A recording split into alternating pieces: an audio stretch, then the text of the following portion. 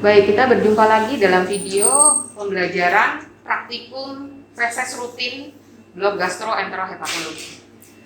Pada pertemuan kali ini, kita akan mempelajari bagaimana melakukan pemeriksaan feses rutin.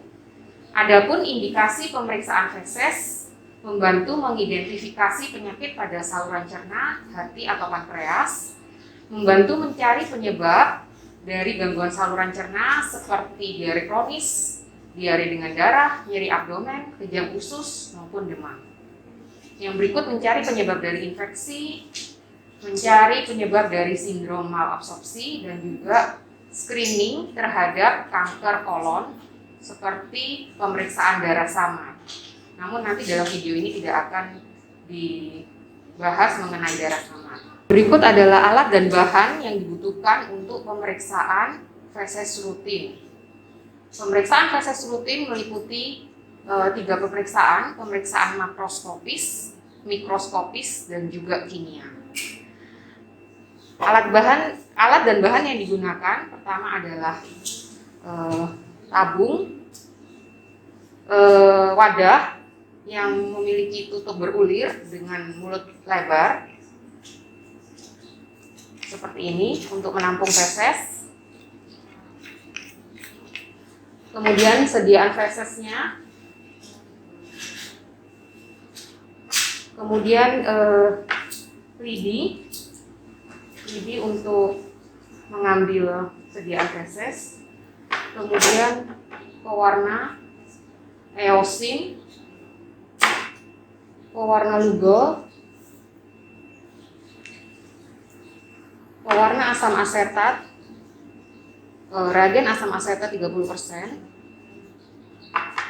atau bisa juga bila tanpa menggunakan pewarna kita hanya menggunakan NaCl. Selanjutnya kita membutuhkan pipet tetes seperti ini. Yang berikutnya kita membutuhkan objek gelas yang sudah dibersihkan agar terbebas dari lemak, dan juga deglas.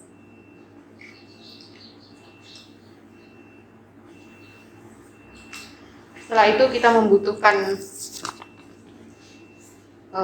stiker untuk memberi nama pada sediaan. Kemudian kita menggunakan handscoon, menggunakan masker, jas praktikum, dan juga penutup kepala. Ya, pemeriksaan feses rutin yang akan dibahas pada praktikum ini hanya ada 2, yaitu pemeriksaan makroskopis dan juga pemeriksaan mikroskopis. Untuk memulai pemeriksaan ini, kita akan mulai dari kegiatan preanalitik. Preanalitik adalah semua kegiatan yang kita lakukan sebelum melakukan pemeriksaan. Meliputi persiapan pasien, di mana pasien yang akan kita periksa fesesnya, kita edukasi agar sebisa mungkin tidak minum obat. Kemudian pengambilan feses di dalam wadah seperti ini yang bermulut lebar. Kemudian bagian dari feses kita ajarkan pasien agar bisa dimasukkan ke dalam wadah seperti ini. Tidak perlu semua bagian, hanya bagian-bagian yang kita curigai ada kelainan, seperti apabila ada lendir, seperti ada darah, bagian-bagian tersebut yang harus dimasukkan untuk dilakukan pemeriksaan. Kemudian setelah itu harus segera ditransportasi ke laboratorium untuk segera dilakukan pemeriksaan kurang dari 1 jam untuk menghindari perkembangbiakan bakteri. Namun apabila terkendala jarak yang jauh, maka dapat disimpan atau di lemari pendingin atau diberikan pengawet. Setelah itu, apabila sudah kita dapatkan preparat seperti ini, maka kita harus memberikan identitas atau label nama pada feses tersebut. Tujuan pemberian identitas ini adalah agar tidak tertukar dengan sampel yang lain. Apabila pemeriksaan feses banyak, maka kita harus memberikan identitas berupa nama, tanggal lahir, dan juga nomor MR.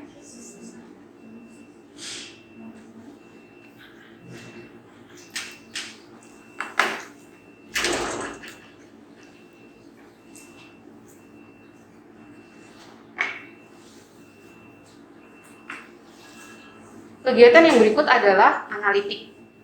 Proses analitik adalah proses di mana pemeriksaan itu terjadi di dalam laboratorium atau kita lakukan pemeriksaan feses itu sendiri. Yang pertama adalah tentu saja cuci tangan rutin dan memakai handscoon, kemudian mempersiapkan alat dan bahan yang digunakan, dan kita mulai melakukan pemeriksaan yang meliputi pemeriksaan makroskopik terhadap feses.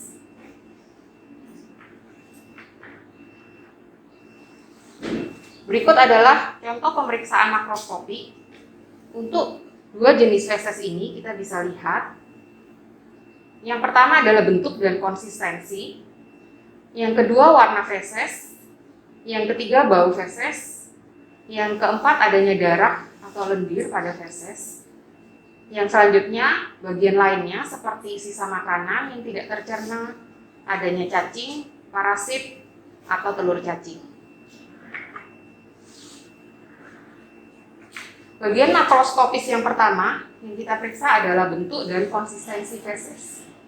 Untuk bentuk dan konsistensi feses, ada yang keras, ada yang lembek, ada yang berair, ada yang seperti kacang, sosis, dan lain sebagainya.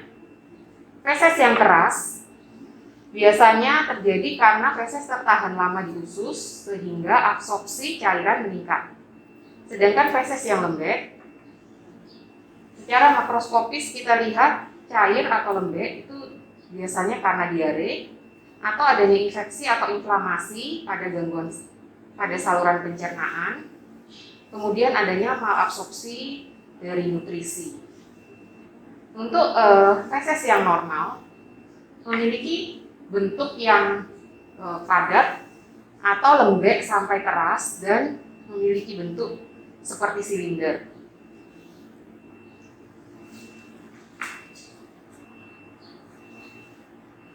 Untuk bagian feses yang berbentuk lain memiliki bentuk seperti pensil, ada yang kecil dan keras, dan memiliki manifestasi klinis masing-masing.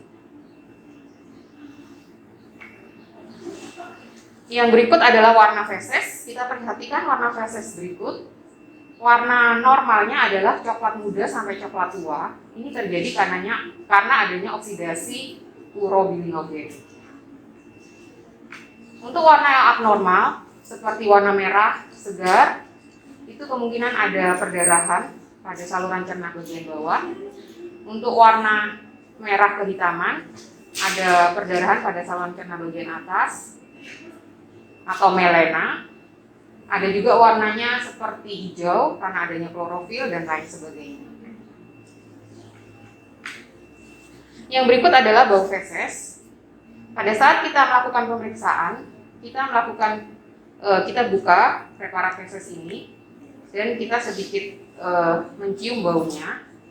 Apabila baunya ini tercium berdasarkan makanan atau diet yang dikonsumsi oleh tiap-tiap pasien. Bau normal feses disebabkan adanya zat indol, skatol, dan asam butirat, dan intensitas baunya tergantung dari pembusukan protein dan daging oleh kuman dalam usus. Bau yang tajam bisa juga karena disebabkan oleh diet susu. Bau yang abnormal bisa berbau busuk. Bisa itu terjadi karena pembusukan protein yang tidak dicerna dengan baik oleh kuman usus. Bau tengi karena adanya perombakan zat lemak, dan baunya asam keras itu karena akibat peragian zat gula atau karbohidrat yang tidak dicerna dengan baik, misalnya pada kondisi diare. Yang berikutnya kita perhatikan pada permukaan feses, apakah terdapat darah atau lendir. Ya. Apabila ada berwarna merah atau berwarna seperti ada lendir, kita lakukan pencatatan. Adanya darah menunjukkan adanya rangsangan atau adanya iritasi pada usus atau adanya perdarahan pada saluran cerna. Darah itu bisa berwarna merah segar, bisa juga berwarna kecoklatan. Tergantung dari letak perdarahan pada usus bagian proksimal atau distal. Bisa juga terdapat lendir, itu itu disebabkan karena adanya rangsangan atau radang pada dinding usus. Yang berikut, setelah melakukan pemeriksaan makroskopis tadi, maka kita lanjutkan dengan pemeriksaan mikroskopis, yaitu kita mengambil objek gelas,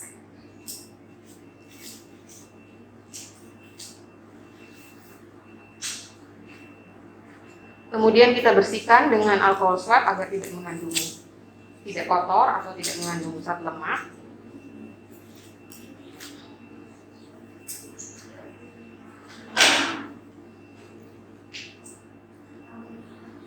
Setelah itu kita biarkan mengering dan kita siapkan di gelas.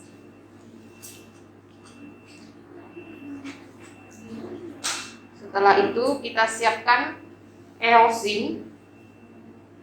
Kita pindahkan ke wadah tertentu agar lebih mudah pengambilannya seperti ini.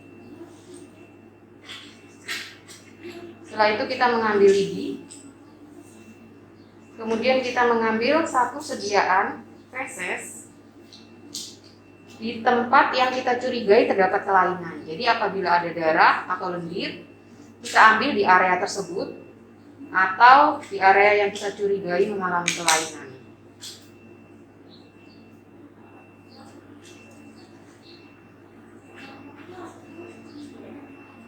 Kita ratakan di objek gelas.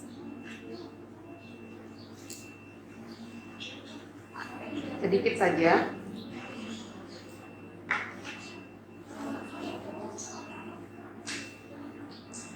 Kemudian kita tetesi dengan eosin.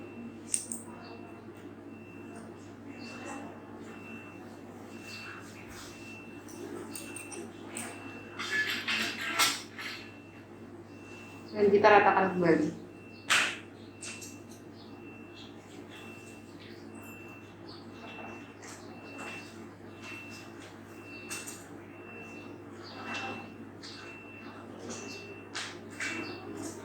Setelah rata, kita tutup sediaan ini dengan menggunakan deglas.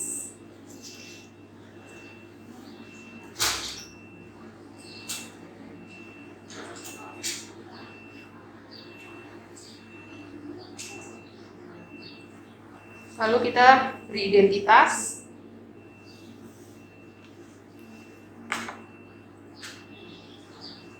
Dan kita amati di bawah mikroskop.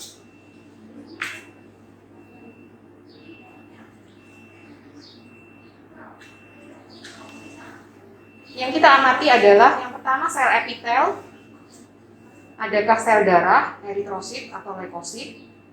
Yang berikutnya ada sel Kagi atau yeast, sisa-sisa makanan seperti sisa serat, karbohidrat, apakah ada sisa protein, lemak, kemudian adanya kristal seperti triple fosfat, kalsium oksalat, asam lemak, kristal kapot Leyden. Kemudian kita lihat apakah ada parasit seperti telur cacing, atau mikroba lain.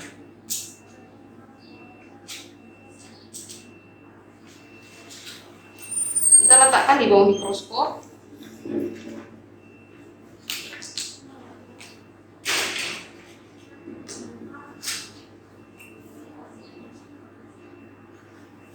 Kita lihat dulu dengan pembesaran yang kecil, yaitu pembesaran 10. Untuk melihat seluruh lapangan pandang dan memperjelas area mana yang akan kita periksa. Kita amati apakah ada epitel, sel darah, eritrosit, leukosit, kristal, atau cacing, telur cacing, dan mikroba lain. Apabila kita sudah menemukan lokasi yang tepat, untuk memperjelas benda tersebut, maka kita ubah pembesaran menjadi pembesaran 40 atau lapangan pandang besar. Setelah itu kita lihat adanya kelainan di bawah mikroskop. Untuk sisa-sisa makanan bisa kita temukan sisa sayuran, serabut otot, atau karbohidrat. Untuk pemeriksaan karbohidrat sendiri, selain kita warnai dengan eosin, Bisa juga kita memeriksa dengan lugol, di mana dengan tetesan lugol ini kita akan melihat butiran berwarna biru apabila proteinnya positif. Untuk pemeriksaan asam asetat protein bisa kita periksa dengan asam asetat untuk melihat adanya protein. Nanti kita akan lihat adanya butiran-butiran berwarna kuning muda. Untuk pemeriksaan lemak bisa juga kita periksa dengan menggunakan Sudan 3 dan kita akan lihat butiran-butiran berwarna jingga. Begitu juga dengan pemeriksaan eosin ini kita bisa melihat lemak, yaitu adanya butiran-butiran seperti butiran lemak. Yang berikut dapat kita temukan kristal seperti halnya di kristal urin. Ada kristal kalsium oksalat, kristal lainnya seperti triple fosfat dan lainnya. Hal yang tak kalah penting juga adalah apabila kita temukan parasit seperti adanya telur cacing atau cacing lainnya atau parasit lainnya yang bisa kita temukan dalam feses. Itu semua dilaporkan. Amuba atau kista. Setelah pemeriksaan mikroskopi selesai, maka kita lakukan pencatatan. Ini adalah bagian terakhir dari pemeriksaan yang disebut sebagai post analitik. Post analitik adalah kegiatan pelaporan dan pencatatan setiap hal yang sudah ditemukan dan dilaporkan dalam laporan kepada dokter yang meminta atau sesuai dengan hasil pasien. Di mana pada hasil tersebut dicantumkan diagnosis, dicantumkan nama dan tanggal lahir, nomor MR dan lain sebagainya. Proses post analitik ini juga tak kalah pentingnya dengan proses pra-analitik dan analitik, karena dengan pencatatan yang baik, maka apabila di kemudian hari terdapat kekeliruan atau ingin diperiksa kembali, maka proses itu akan berjalan dengan mudah. Ya, ini akan kita buang ke tempat infeksius karena feses ini juga adalah suatu hal yang infeksius. Oleh sebab itu perlakuannya harus perlakuan yang khusus. Demikian video pembuatan praktikum feses rutin bagi mahasiswa Fakultas Kedokteran Undana. Semoga bermanfaat buat kita semua. Terima kasih.